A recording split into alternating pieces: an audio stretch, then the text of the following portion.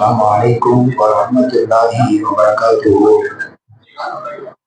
نحمده ونستعينه ونستغفره ونؤمن به ونتوكل عليه ونعوذ بالله من شرور أنفسنا ومن سيئات أعمالنا.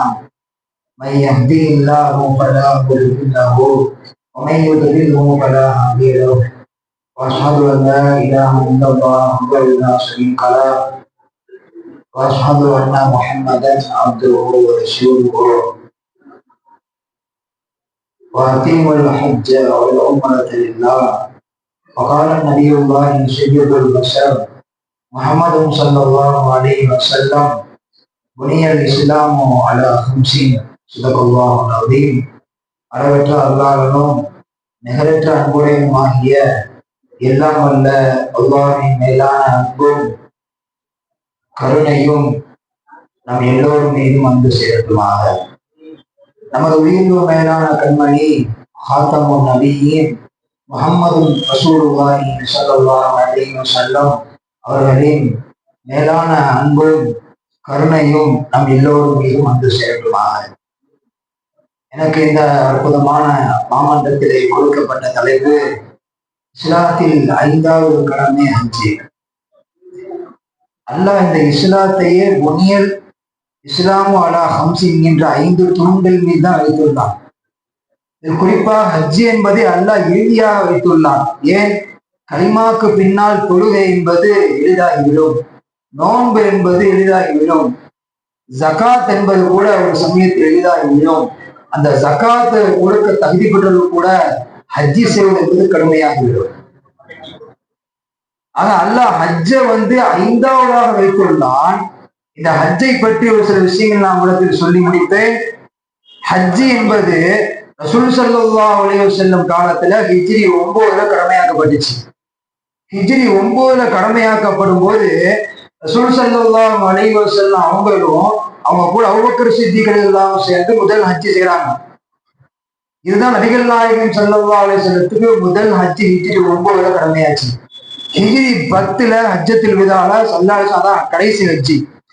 அப்ப ஆரம்பிக்கப்பட்ட ஆண்டு ஹிஜ்ரி 9ல ஆரம்பிக்கப்பட்டு இன்னைக்கு 1447 கடந்து போயிட்டு இருக்கு. இது ஆரம்பிக்கப்பட்ட துவக்க காலம். ஹஜ்ஜி பல பாடங்களை மனித வாழ்க்கையில் கற்றுக்கொண்டு கொண்டே இருக்கும். இன்னைக்கு ஹஜ்ஜிக்கு போயிட்டுடைய ஹாஜிகள் எல்லாம் நீங்க கேட்டு பார்க்கலாம். ஹஜ்ஜிக்கு போனீங்களா 40 நாள் எப்படி இருந்துச்சுன்னு கேட்டு பார்க்கலாம். ஆனா ஒரு மனதை எல்லாம் திறந்து அல்லாஹ் என்ற ஒரு ரப்பை தன் உள்ளத்தில் சுமக்கக்கூடிய 40 நாள் காலம். நீங்க கேட்டு பார்க்கலாம். கேட்டு பார்த்திருக்கேன். சில பேர்கிட்ட உம்ரா போனவங்க கேட்டு பார்த்திருக்கேன். அங்க போனதுக்கு பின்னால குடும்பத்தை மறந்துடுவாங்க, துன்யாவை சுத்தமா விட்டுருவாங்க. அல்லாஹ் ரசூல் அங்க போனதுக்கு பின்னால செய்ய வேண்டிய இபாதத்துகள், நாம எல்லாம் இங்கு இருந்து அமர்ந்து செய்யக்கூடிய இபாதத்துகளை தாண்டி மக்கா மதீனால செய்யக்கூடிய அமல்களுக்கு கூலி என்பது வேறு. ஆக ஹஜ்ஜியுடைய சிறப்பை பத்தி சொல்லிட்டே இருக்கலாம். ஹஜ்ஜிக்கு கூலி அல்லாஹ் சொல்றான், ஒப்புக்கொள்ளப்பட்ட ஹஜ்ஜிக்கு சொர்க்கமே கூலி என்று சொன்னான் அல்லாஹ். ஒப்புக்கொள்ளப்பட்ட ஹஜ்ஜிக்கு சொர்க்கமே கூலி. ஒருத்தர் ஹஜ்ஜி செய்வாரா, அவருக்கு ஒப்புக்கொள்ளப்பட்ட ஹஜ்ஜுடைய கூலி கிடைக்கும். அதை தாண்டி அவர் அன்று பிறந்த பாலகனை போல் தாயகம் திரும்புவார் என்று ரசூல் ஸல்லல்லாஹு அலைஹி வஸல்லம் சொல்லி காமிச்சாங்க. ஏன்னா அந்த வாழ்க்கையில அல்லாஹ் எல்லாத்துக்கும் கொடுப்பான். அந்த பாக்கியத்தை பயன்படுத்தணும். இன்னைக்கு பல பேர்கிட்ட சொத்து இருக்கு, செல்வம் இருக்கு, ஆனா ஹஜ்ஜி செய்யக்கூடிய மனம் இல்ல பல பேர்கிட்ட. அல்லாஹ் பொருளாதாரத்தை கொடுத்திருக்கான், பெரிய பெரிய செல்வந்தர்கள் இருக்காங்க, தன்னால போக முடியலையா, தன் சுற்றி இருக்கக்கூடிய சகோதரனை அனுப்பி வைக்க வேண்டும். பொருளாதாரத்தில் மூழ்கி இருக்க பல பேர் ஹஜ்ஜை மறந்து வாழ்கிறார்கள். ஹஜ்ஜி என்பது ஒரு கடமை. வசதி படைத்தவர்களுக்கு ஒரு டைம் தான் கடமை ஹஜ்ஜி. அதுக்கடுத்து அவர் ஹஜ்ஜி செஞ்சாரா சுன்னத்துல பேரும். ஆனா அந்த ஒரு பிறவே செய்ய ஆசைப்படும். அல்லாஹ் சொல்றான், இந்த ஹஜ்ஜி பல பாடங்களை உங்களுக்கு கற்றுத்தரும். அதில் குறிப்பாக நீங்கள் தாயகம் திரும்பும்போது, வீடு திரும்பும் போது அன்று பிறந்த குழந்தை போல் நீங்கள் தாய் வயிற்றிலிருந்து எப்படி வெளியானீர்களோ அதே போன்று என்னுடைய ஹரம் ஷரீஃபிலிருந்து நீங்கள் தாயகம் பெறுகிறீர்கள். தாயின் வயிற்றிலிருந்து வெளியே வந்த குழந்தை இப்படி பாவம் செய்யாமல் இருக்குமோ அதே போன்று மக்காவிலிருந்து மதினாவிலிருந்து நீங்கள் வீடு திரும்பும் போது அன்று தாய் வயிற்றில் பிறந்த குழந்தையை போல் என்றார்கள் ரசூல் ஸல்லல்லாஹு அலைஹி வஸல்லம். அதற்கு பின்னால் வாழ்க்கையை மாற்றிக்கொள்ள வேண்டும். ஹஜ்ஜிக்கு பின்னால மிகப்பெரிய வாழ்க்கையை மாற்றணும். ஏன்?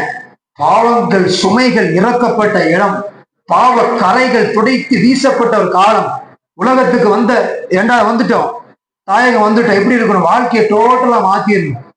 அதை தாண்டி சொல்றாங்க, இந்த ஹஜ்ஜி அதிகமான நன்மைகளை உங்களுக்கு பெற்றுத்தரும், உங்கள் பாவங்களை சுக்கு நூறாக ஆக்கும், அதை தாண்டி உங்களுக்கு சகோதரத்துவத்தையும் கற்றுத்தரும் இந்த ஹஜ்ஜி. ஆனா ஹஜ்ஜி செய்ய ஆசைப்படணும்.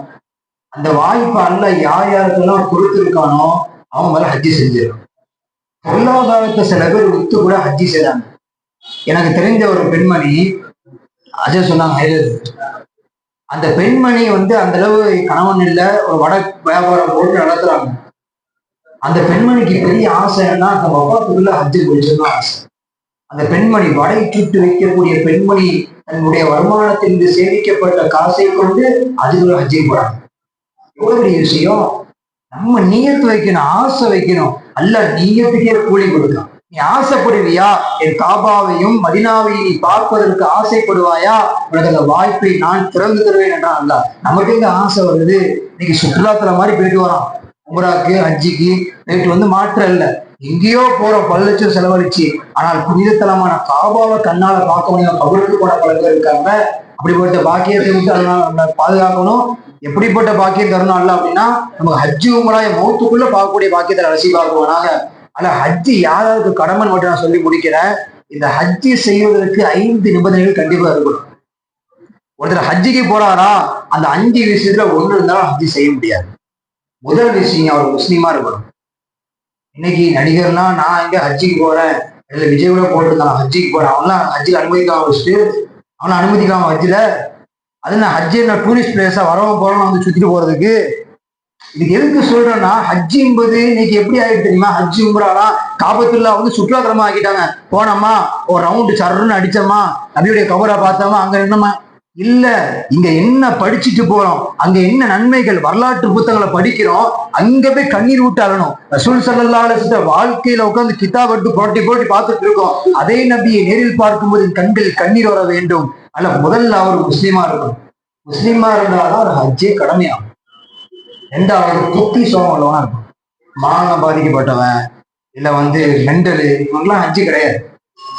3வது விஷயம், அவன் வயசுக்கு வந்தவனா இருக்கும். சின்ன பிள்ளைங்களாம் ஹஜ்ஜி கிடையாது, வயசுக்கு வந்தவங்க ஹஜ்ஜி கடமை. அது பொருளாதாரத்தை அல்லாஹ் கொடுத்தா கடமையாகும்.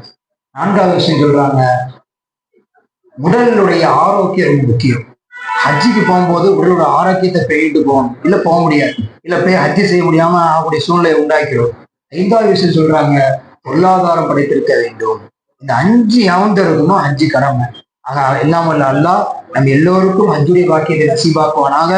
ஹஜ் என்பது பல பாடங்களை கற்றுத்தந்தாலும் கூட நம்ம தாயகம் திரும்பினதுக்கு பின்னால மிகப்பெரிய வாழ்க்கையில மாற்றத்தை ஏற்படுத்தணும்.